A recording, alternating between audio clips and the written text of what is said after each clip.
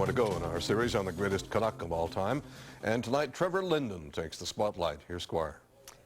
Thanks very much, Tony. We could give you the hard numbers and show you how much Trevor Linden has meant to the Vancouver Canucks in terms of games played, goals, assists, and points. All of those, of course, are important. But anyone who has followed the Canucks knows Trevor Linden is more than just that. Vancouver Canucks are pleased to use our first pick, a proud Westerner, Trevor Linden. You could see that he not only had some skill as a player, but he had some leadership skill as well. And to me, that's probably the real foundation for his success as a National Hockey League. Anytime you come to National Hockey League camp, it's really exciting. You get to, put on the Canuck jersey, and you got some great players here. Stan Schmilberry, Peterson, guys I've watched for a long time, and now I'm trying to be their teammates. So it's a really good feeling. Trevor Linden came to the Canucks from Medicine Hat just months after he won the Memorial Cup with the Tigers. He was chosen second overall in 1988, and he was something Vancouver fans had never seen before, a draft pick who paid immediate dividends.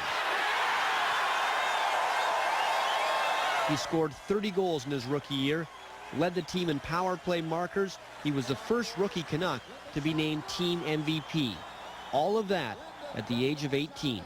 The thing I remember most about 18-year-old Trevor Linden is that he was mature beyond his years. I remember meeting him in draft day in Toronto. I mean, Trevor was a player that was confident in who he was, but he wasn't in any way arrogant. He is the kind of kid you thought would become a captain and did. I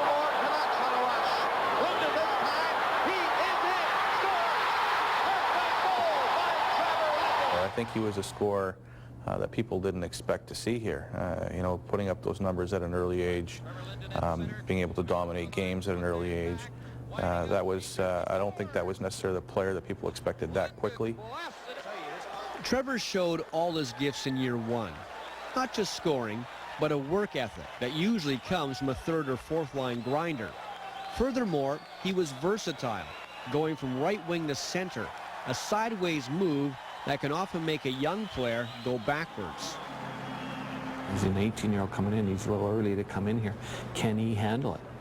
And Trevor always had the size, but he wasn't filled out like he is now. And can he handle it? Can he handle those battles?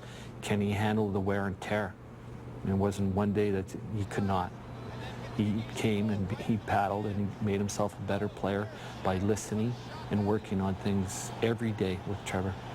With that in mind, it's not much of a surprise he became captain at the age of 21.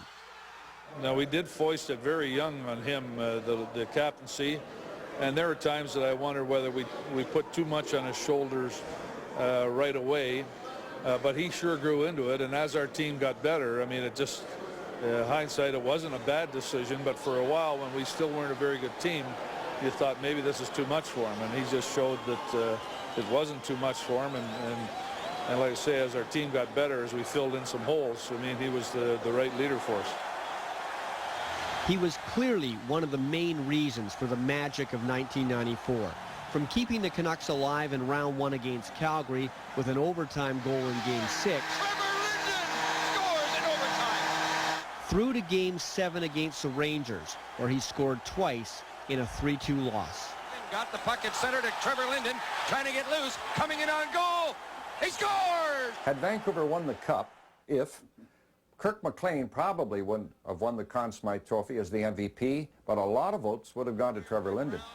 And he had so many great games, including Game 7 of the Stanley Cup Final, when he scored the Canuck goals and just gave everything he possibly could.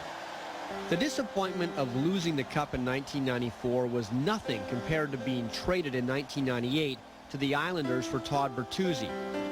Linden as a New York Islander, Linden as a Montreal Canadian, Linden as a Washington Capital. It never looked right. Over 400 players have worn the Canucks sweater since 1970, but nobody's ever fit quite as well as Trevor's did. Maybe it helped him to go away for a while and come back. I don't believe that. He should have been, in my opinion, he should have been a Canuck for his whole career. But it happened, and you know, as far as a young man and a valuable player for that organization, you know, he'll go down as one of the best Canucks ever. You add to that the demeanor with which he carries himself in the community, in our community relations department, with all the charitable ventures that he is involved with and the team is involved with. He's really become not so much a spokesman, but almost an icon of the Vancouver Canucks. Trevor Linden, I think, was meant to be drafted by the Canucks and play his entire career with this organization. You can see how the city just loves Trevor Linden. I mean, he is really Mr. Canuck.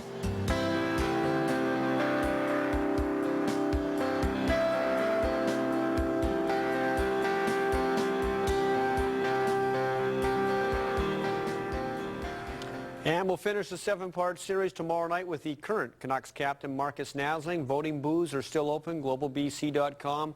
Search for Greatest Canuck. You can get involved as well in a contest to win Canuck tickets. Tony?